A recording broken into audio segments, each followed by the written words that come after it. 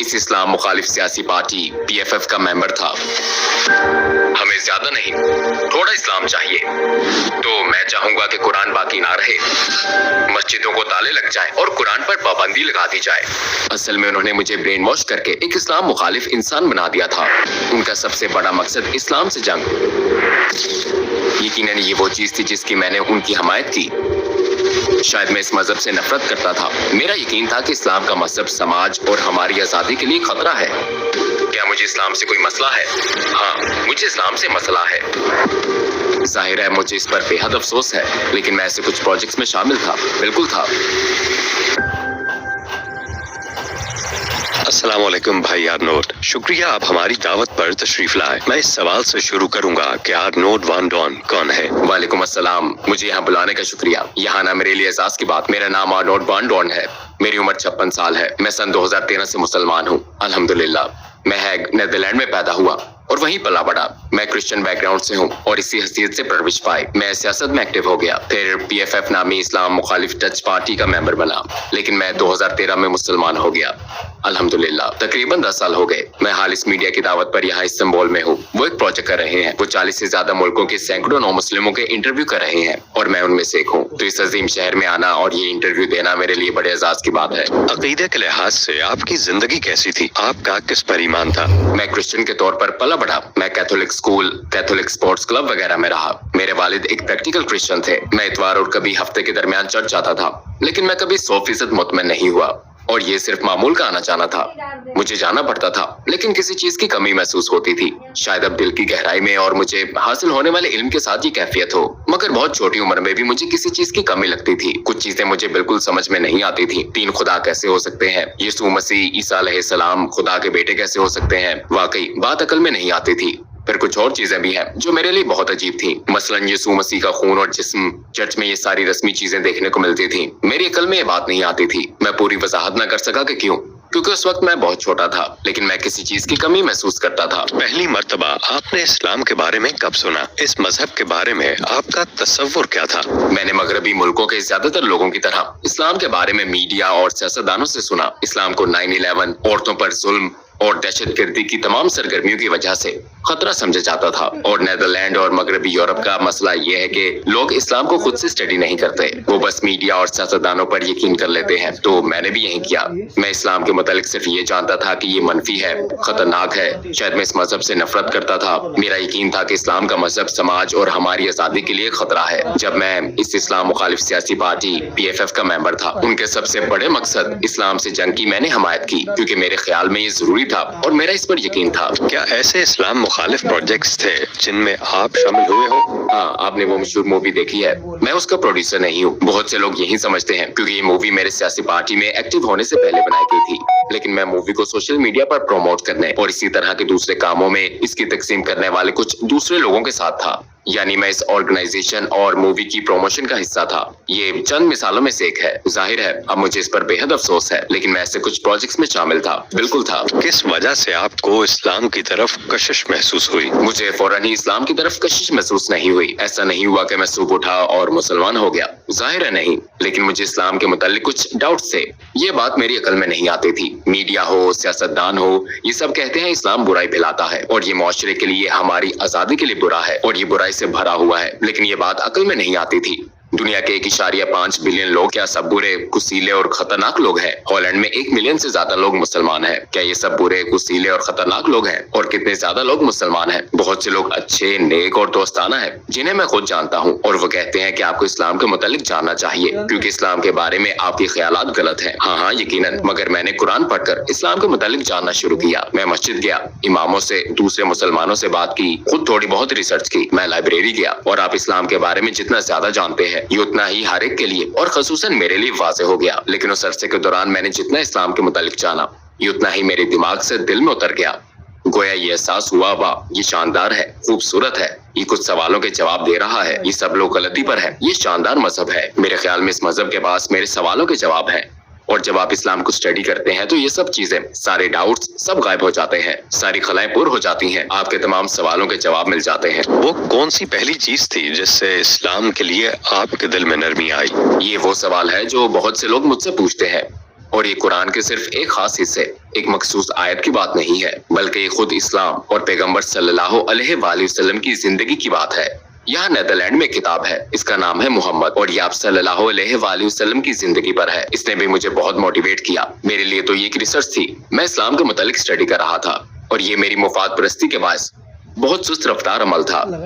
یعنی ٹھیک ہے میں اسلام کو اسٹڈی کروں گا، لیکن یہ سب جھوٹے ہیں اور یہ سچ نہیں ہے، یہ مجھے برین واش کر رہے ہیں۔ مسجد میں ہونے والی باتیں ہاں وہ بہت اچھی ہوتی ہیں، لیکن میرے خیال میں دیانتدار نہیں تھی۔ لیکن آپ جتنا زیادہ سیکھتے ہیں، آپ کھلے ذہن سے اسلام پر جتنی زیادہ ریسرچ کرتے ہیں، کھلے دل کھلے ذہن کے ساتھ یہ کرنا بہت ضروری ہے، تو پھر آپ سچ کا انکار نہیں کر سکتے۔ بہرحال ایک لمبے سفر کے بعد ایک غیر مسلم سے تقریباً مسلمان ہونے تک مجھے تقریباً 1 سال لگا، لیکن آخرکار مجھ پر یہ واضح ہو گیا کہ اسلام ایک شاندار مذہب ہے، اور 2013 میں نے کلمہ پڑھ لیا، الحمدللہ۔ آپ ان لوگوں کے بارے میں کیسا محسوس کرتے تھے جو اسلام کے خلاف یہ سارا جھوٹا پروپیگنڈا کر رہے تھے؟ میں اصل میں مس گائیڈ ہو گیا تھا۔ میرا ہمیشہ سے ایک خیال تھا کہ نیدرلینڈ اور مغربی یورپ میں میڈیا دیانتدار اور مقصدیت کا حامل ہے، اور یہی خیال سیاستدانوں سے بھی متعلق تھا کہ وہ دیانتدار اور عقل مند لوگ ہوتے ہیں، وہ ہمارے لیے، ہمارے تحفظ اور ہماری رہنمائی کے لیے ہے۔ لیکن میں نے انہیں دھوکے باز محسوس کیا۔ مطلب جب آپ اسلام کے بارے میں جانتے ہیں تو آپ کو یہ بھی معلوم ہوتا ہے کہ اسلام کے متعلق ان کی ہر بات غلط ہے، یہ منفی ہے۔ تو میں اصل میں بہت مایوس ہو گیا تھا، کیونکہ انہوں نے مجھے برین واش کر کے ایک اسلام مخالف انسان بنا دیا۔ آپ نے کلمہ کیسے پڑھا؟ کیا آپ ہمیں ان لمحوں میں لے جا سکتے ہیں؟ السلام علیکم بھائیوں اور بہنوں، ہم نے دیکھا ہے کہ ہمارے 80% ناظرین بشمول اس ویڈیو کے نے ہمارے چینل کو سبسکرائب نہیں کیا ہے۔ جیسا کہ آپ جانتے ہیں ہم ایک غیر منافع بخش تنظیم ہے، اور ہم نے اپنی ویڈیوز پر ایڈز بند رکھی ہیں، لہٰذا ہم صرف اس لیے ہی کہہ رہے ہیں تاکہ سچائی کو پھیلایا جائے۔ یہ ایک چھوٹا سا عمل لگ سکتا ہے، لیکن انشاءاللہ یہ بہت سے لوگوں کے لیے رہنمائی کا ذریعہ ہوگا۔ آئیے اب سبسکرائب بٹن پر کلک کریں اور ایک ساتھ چلیں ابدیت کی طرف۔ آپ نے کلمہ کیسے پڑھا؟ کیا آپ ہمیں ان لمحوں میں لے جا سکتے ہیں؟ جب میں نے اسلام قبول کیا تو میری عمر 45 سال تھی۔ میں نے مسجد میں کلمہ پڑھا تھا، میں وہاں پہلے بھی کچھ مرتبہ گیا تھا۔ میرے ذہن میں اسلام کے متعلق کچھ سوالات تھے، تو انہوں نے کہا آپ مسجد چلے جائیں اور وہاں آپ اپنے سارے سوالات پوچھ سکتے ہیں۔ میں نے کہا نہیں میں مسجد نہیں جاؤں گا، کیونکہ وہ شاید مجھ سے نفرت کرتے ہیں اور مجھے وہاں آنے نہیں دیا جائے گا۔ لیکن مجھے وہاں ویلکم کیا گیا، انہوں نے مجھے انوائٹ کیا، آپ اندر آ سکتے ہیں۔ وہ بہت دوستانہ تھے، وہاں چائے اور دوسری چیزیں تھیں۔ میں نے وہاں باتوں میں گھنٹے گزار دیے، اور یہ بھی ایک چیز تھی جو میرے لیے کنفیوزنگ تھی، کیونکہ ان لوگوں کو تو مجھ سے نفرت کرنی چاہیے تھی۔ یہ اتنے دوستانہ کیسے ہیں، یہ اتنے کھلے ذہن کے کیسے ہیں، یہ میرے تمام سوالوں کے جواب کیسے دے سکتے ہیں؟ یہ بھی ایک چیز تھی جو میرے اسلام قبول کرنے کا ذریعہ بنی۔ یہ میں نے بہت رازداری سے کیا، کیونکہ اگر لوگوں کو یہ پتا چل جاتا تو میری ملازمت جا سکتی تھی، میرا عہدہ جا سکتا تھا۔ لیکن اس وقت میں ہچکچاہٹ کا شکار تھا۔ میں نے مسجد میں کلمہ پڑھا تھا، لیکن لوگوں کے سامنے نہیں۔ میں چھوٹے سے دفتر میں تھا جہاں امام بھی نہیں تھے، بس میں اور مسجد کا ایک رضاکار تھا جو ایک رہنما کے طور پر اس پورے عمل میں میری رہنمائی کر رہا تھا۔ ہم نے کلمہ پڑھا مگر وہاں کوئی اور نہیں تھا۔ تو اصل میں اسلام کے بارے میں جاننے کی شروعات سے لے کر میرا کلمہ پڑھنے تک یہ چند دنوں چند ہفتوں کی بات نہیں تھی، اس میں مجھے 1 سال لگ گیا تھا۔ یہ ایک رولر کوسٹر کی طرح تھا، کبھی میں بہت زیادہ موٹیویٹ ہو جاتا اور کبھی میں اس پر سوچتا بھی نہیں تھا، لیکن اس عرصے میں یہ واضح ہو گیا تھا کہ اسلام خوبصورت ہے، اور آخرکار الحمدللہ 2013 میں نے کلمہ پڑھ لیا تھا۔ جب آپ نے کلمہ پڑھا تو اس وقت کیسا محسوس ہوا؟ کیا آپ کو سکون اور اطمینان محسوس ہوا تھا؟